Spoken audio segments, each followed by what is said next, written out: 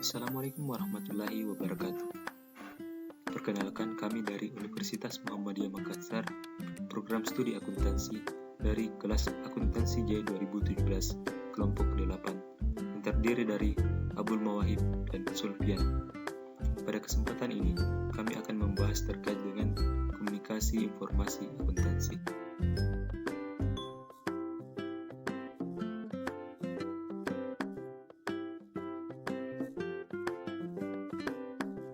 Isu komunikasi informasi akuntansi. Yang pertama, akuntansi memasuk basis informasi untuk keputusan-keputusan ekonomi.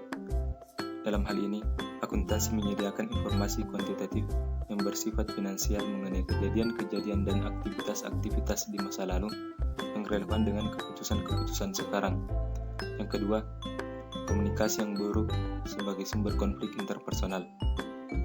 Riset menunjukkan bahwa komunikasi yang buruk merupakan sumber konflik interpersonal yang paling sering disebutkan.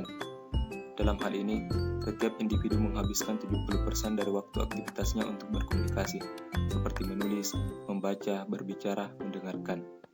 Tampak wajar untuk menyimpulkan bahwa salah satu kekuatan yang paling menghambat keberhasilan kinerja kelompok adalah kurangnya komunikasi yang efektif. Yang ketiga yaitu komunikasi informasi sebagai intisari dari proses akuntansi.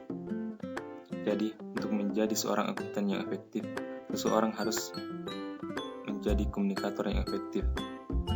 Informasi bisnis harus disajikan oleh para akuntan untuk memenuhi kebutuhan pengguna yang biasanya memiliki pemahaman dan kebutuhan yang berbeda.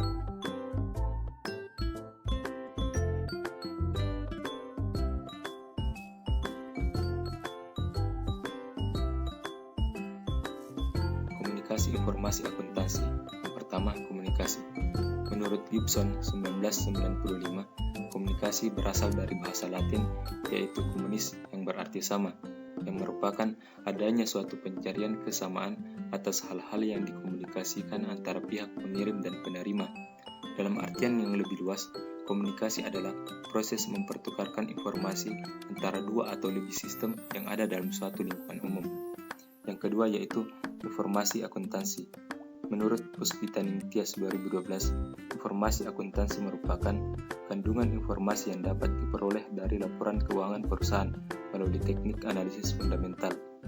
Jadi, analisis fundamental atau analisis laporan keuangan bertujuan untuk menyediakan data yang berhubungan dengan perusahaan yang diperlukan dalam proses pengambilan keputusan investasi.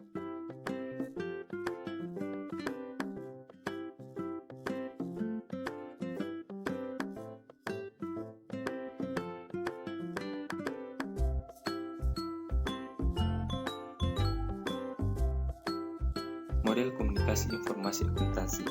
Yang pertama, model Laswell. Salah satu model paling awal dari komunikasi. Meliputi 5 pertanyaan yang harus dipertanyakan dan dijawab dalam proses komunikasi. Yaitu siapa, maksudnya menunjuk pada siapa yang mengambil inisiatif dalam memulai komunikasi.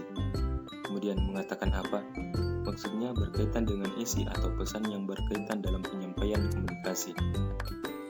Selanjutnya, dengan cara apa, maksudnya alat komunikasi yang digunakan. Kemudian, kepada siapa, maksudnya siapa yang menjadi penerima dari proses komunikasi. Kemudian, dengan dampak apa, maksudnya efek yang diperoleh dari proses komunikasi tersebut. Yang kedua yaitu model Shannon-Weber. Model ini mengembangkan model matematis dari komunikasi. Model ini dikembangkan untuk menjelaskan komunikasi melalui alat perantara seperti telepon atau korespondensi tertulis. Yang ketiga yaitu model SMCR Berlo. Model ini mempunyai beberapa kesalahan yang sama seperti model-model sebelumnya, yaitu umpan balik yang diterima pembicara dari khalayak yang dimasukkan dalam model grafiknya. Yang keempat yaitu model Wesley-Machlin. Model tersebut menjelaskan cara-cara individu dan organisasi memutuskan pesan apa yang akan dikomunikasikan dan bagaimana pesan tersebut dimodifikasi, dihapus dalam proses tersebut. Yang kelima yaitu model pemusatan komunikasi. Model ini dikembangkan oleh Rogers and Kincaid. Model Model ini telah mengkritik model-model terdahulu karena model-model tersebut mengarah pada 7 bias dalam komunikasi.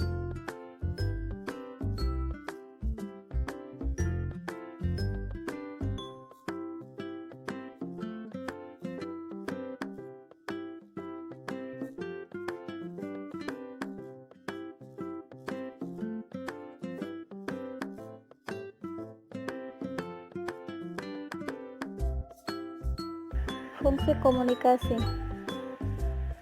Komunikasi sebagaimana dijelaskan oleh Robbins memiliki 4 fungsi utama dalam suatu kelompok atau organisasi, yaitu pengendalian, motivasi, pengungkapan emosional, dan informasi. Hal-hal mendasar dalam komunikasi. 1. Arah komunikasi. Komunikasi dapat mengalir secara vertikal atau lateral. Dimensi vertikal dapat dibagi lebih lanjut menjadi komunikasi ke atas dan ke bawah. Komunikasi ke atas merupakan komunikasi yang mengalir ke suatu tingkatan yang lebih tinggi dalam kelompok atau organisasi.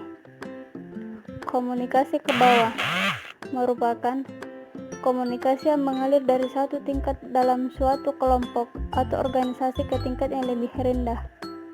2. Jaringan formal dan informal. Jaringan komunikasi menetapkan saluran-saluran tempat informasi mengalir. Saluran ini merupakan salah satu dari 2 jenis saluran formal atau informal. 3. Komunikasi nonverbal. Studi akademis tentang gerakan tubuh disebut dengan kinetika. Studi ini merujuk pada sikap tubuh, konfigurasi wajah, dan gerakan tubuh lainnya. 4. Penghalang komunikasi yang efektif. Terdapat beberapa penghalang utama terhadap komunikasi efektif yang perlu disadari, yaitu penyaringan, persepsi selektif, defensif, dan bahasa. Variabel-variabel yang berpengaruh pada komunikasi informasi akuntansi. 1. Sumber. Ada 2 aspek sumber yang dapat memengaruhi proses komunikasi. 2 aspek sumber tersebut adalah kredibilitas sumber dan kesamaan antara penerima dan sumber. Kredibilitas sumber merupakan suatu bangunan yang multidimensional. Kesamaan antara penerima dan sumber. Komunikasi yang efektif akan lebih mudah terjadi ketika sumber dan penerima adalah serupa. Tingkat kesamaan atau perbedaan tersebut ditentukan oleh 2 faktor, yaitu kesamaan demografi, kesamaan kognitif. 2. Pesan. Barlow mengidentifikasikan 5 elemen pesan yang sebaiknya dipertimbangkan ketika menganalisis komunikasi, yaitu 1. Isi, 2. Organisasi atau struktur, 3. Kode, 4. Perlakuan, dan 5. Elemen-elemen pesan.